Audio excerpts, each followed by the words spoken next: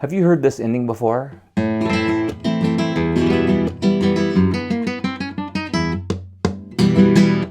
That's the ending to Juan Serrano's Tempestad, a really great rumba for students. You may also have heard this.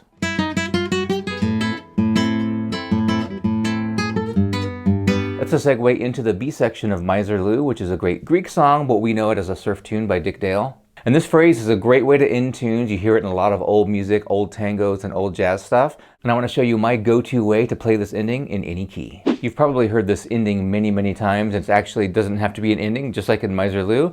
And you can actually end your improvisation with it or just close a phrase with this. It's pretty cliched at this point, but really cool and fun to play. And at the end of Gypsy jazz songs, it's almost like required that you do this ending. In fact, I use it in my solo arrangement of Djangology by Django Reinhardt. So I like to call this the Gypsy jazz ending since it's so prevalent in that style of music, not to be confused with the rock around the clock ending.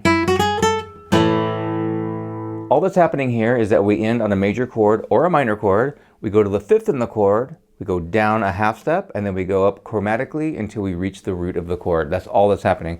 And easier said than done, but we only need one way to do this, and here's how. So if we have an A minor chord, to pick a common guitar chord, and that's what we're hearing in that phrase from Miser Lou, the fifth of A minor is E. Now you don't even need to know these notes because we're going to figure it out graphically on the guitar, but the fifth is E in an A minor chord. So we go to an E note, wherever we want, and we go down a half step, and just chromatically go up until we get to the root.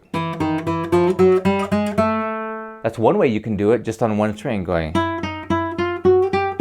like that. But here's an easy way that we can play this regardless of what key we're in or what the chord is, whether it's major or minor. Let's take the E form. The E form means an E major chord or minor, and we can move that around. Right? Now anytime that you play the E form, the fifth is here where your ring finger lies on the fifth string, but it's also here an octave above on the same fret. So that's a handy thing on the guitar. If you play the sixth string on any fret, go to the second string, same fret, and you got a fifth right there. Well, that's our target to figure out this lick.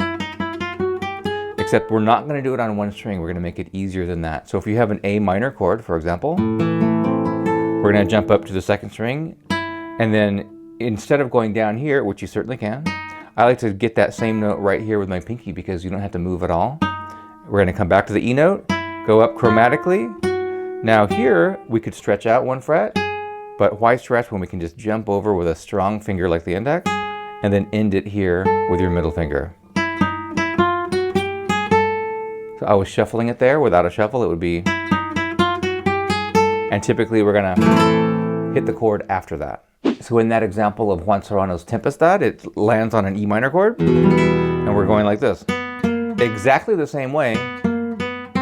Now here though, we're not going to step out of position because there is no out of position in the first position. We can play our pinky here. So that's a great open string way to do it. And then strum that E minor. You've probably noticed so far that we don't actually play the chord first. We play this phrase and then the chord. We kind of play it where we were expecting to hear that chord. We put a gap in there, a kind of a dramatic little phrase, and then we play the chord that we were expecting. So for example, let's say we're in the key of G minor. G minor is my 1 chord. I'm going to play a 1, 4, 5. C minor is my 4, and then we have D7 as a 5. Harmonic minor scale happening there. Here's how we might do this in this key.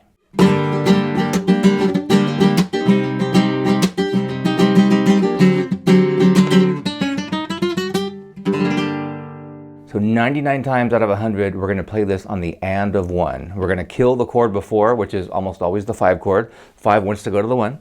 So on the 5, we'll go 1, 2, 3, 4, 1, and 2, and 3, and 4, and 1, and then strum the chord.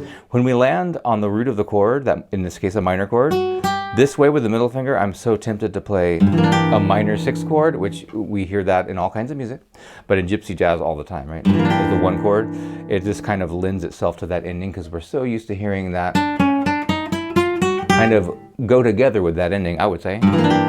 Or do some wacky 9th or something else. A minor major 7th, which is cool. It kind of undermines the whole phrase, which is kind of cool because the phrase, you know, climbs up to that root and then we go, nope, not really. Go down 1 fret. So you do need to know the E form, major and minor, but you can play all 12 chords just on that one string, right? So we have, let's pick a note like C major. We got C up here, E, F, G, A, B, C. There's a major chord, and we just jump to the second string, and there it is. If you want to play a major chord, you can play a 6-9 major or a minor 6, or just play the E form that you know.